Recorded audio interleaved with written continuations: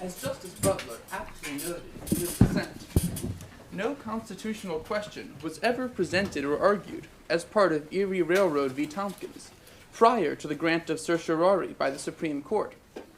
Which begs the question, what really happened that day to cause Justice Brandeis to raise the issue sua sponte, overturning close to 100 years of precedent?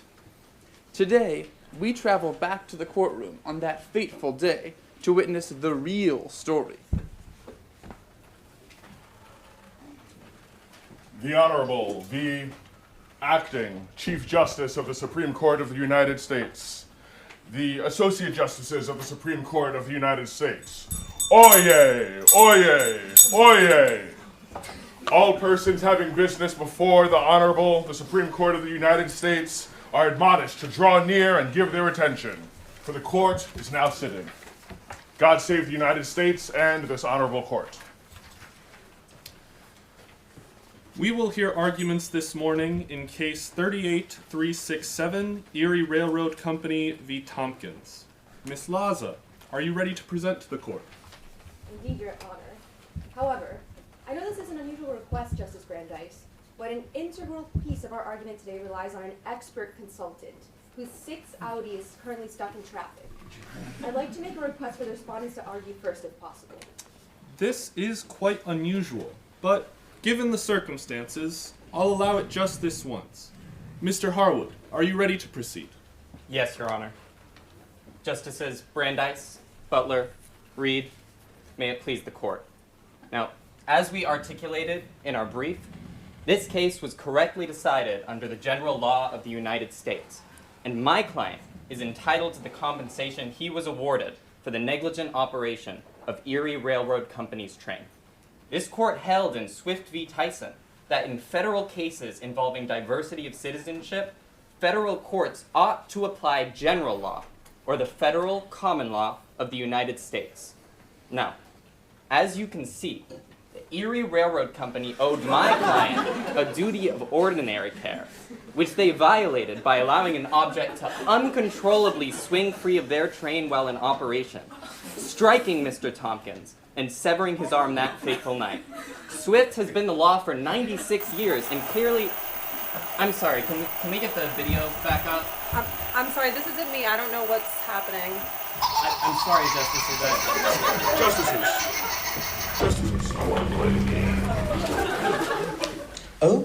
Okay. I'm not used to you all being so chatty this early on.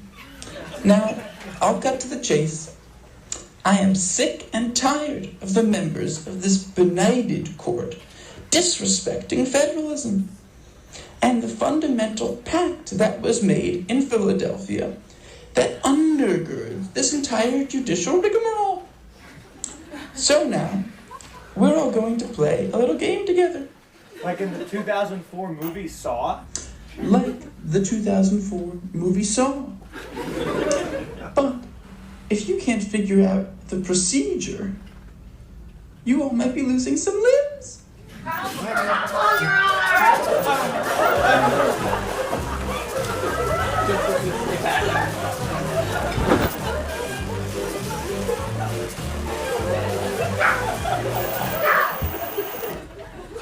Now, from the panicked looks on your faces, it seems like you all may not have read the rule. You have to read the rule, damn it. But that's okay. I'm here to help you, after all.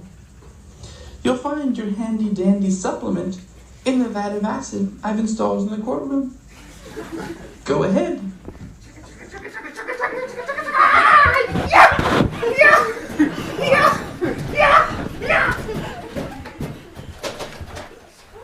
It's no use. That monster has trapped us here and wants us to learn civil procedure. What are we supposed to do? I don't want to die. One of you, go get that supplement. Why don't you?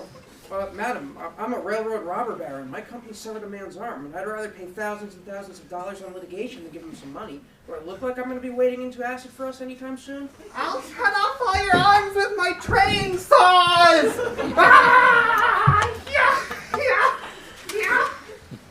I serve this court. I will get the supplement.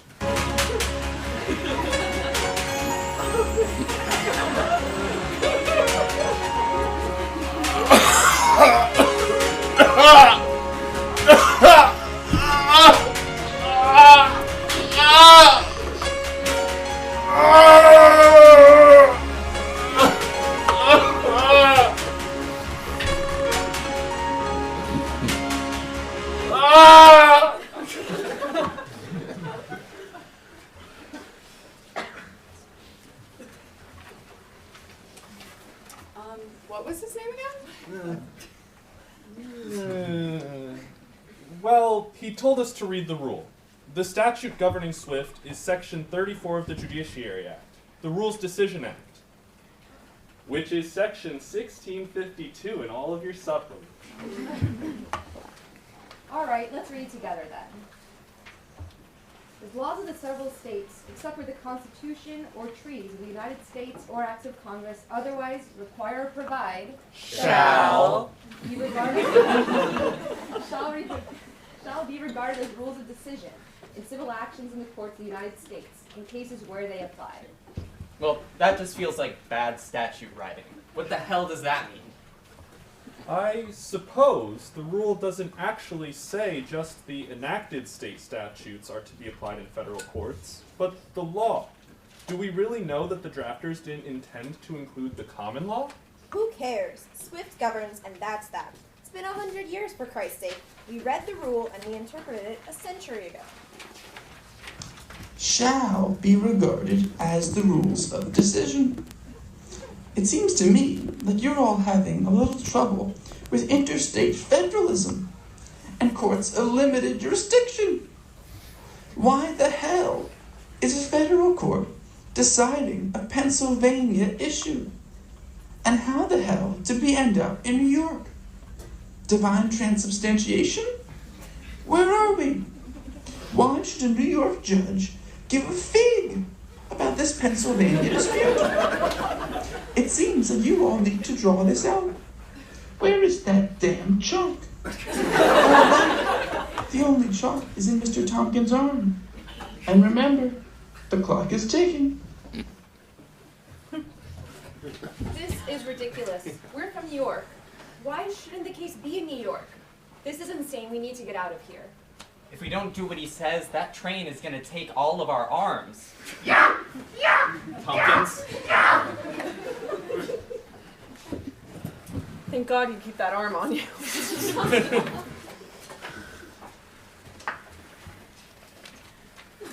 We have to start with subject matter jurisdiction. Where are you from? New York, of course. And I'm from Pennsylvania. Then why the hell did you bring suit in New York? We didn't stand a chance in Pennsylvania. Under their common law, my client would be considered a trespasser, and those smug railroad mucky-mucks would only have owed a duty of care from wanton negligence. We couldn't meet that bar, so we brought a diversity case in federal court with sufficient amount in controversy. Hell, poor Tompkins lost his arm. We got subject matter jurisdiction. I made sure of it. And my client is from New York, so personal jurisdiction is settled. Venue as well, as under 1391. So that brings us to choice of law again. Like we already said, SWIFT must govern. I don't know what this exercise is all about. Hold on now. Why should general law govern the dispute just because of the plaintiff's forum shopping? Diversity is supposed to protect the defendant, but we're letting it be used for the plaintiff to recover. There's no legal consistency here. The standard is unworkable. SWIFT has been unbroken for years. Are we seriously questioning that? It's an open and shut case of applying precedent. Congress has federal courts apply the law of the states, and we decided that meant only enumerated laws. But Pennsylvania has to be able to make laws that apply in their own state. Aren't there federalism concerns here? After reading the rule, you all suddenly want to move to the Constitution and that handy supplement. Very clever. You all must be doubly smart. If you hope to get out of this place before the snows come, maybe you all should do a little original reading. You all better start acting like you're not new attorneys. Remember, the only good students are dead students.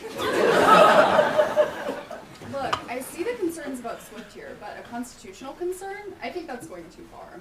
No one raised a constitutional issue below us, so we have no business considering the question. I'm sorry, are you all seriously arguing about the Constitution? That guy just threatened to trap us here forever, right?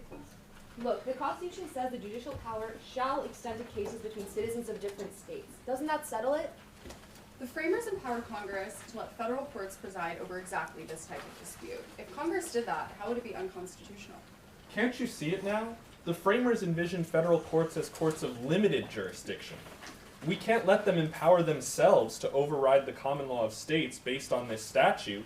The statute was read wrong. It's unworkable, and the Swift decision allowed federal courts to overstep the bounds of their authority. We have to get rid of it. Now you're getting it.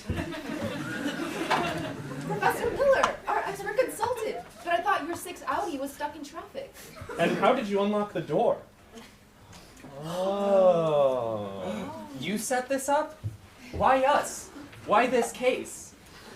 I chose you all because for 96 years, this benighted institution has failed to appreciate the limits imposed on them by the Constitution. You needed to learn why you've purchased this useless supplement. And now that you've read the rule from the beginning, Mr. Brandeis, what does it say? It's actually Justice Brandeis, but it says the law of the several states. Yes, and where does that law come from? From the authority of the state. There is no law without that authority, and nowhere in the Constitution is that authority granted to Congress or the federal judiciary. It lies with the legislature or the Supreme Court of that state. That all sounds well and good, but I think it can be summed up in 7 words.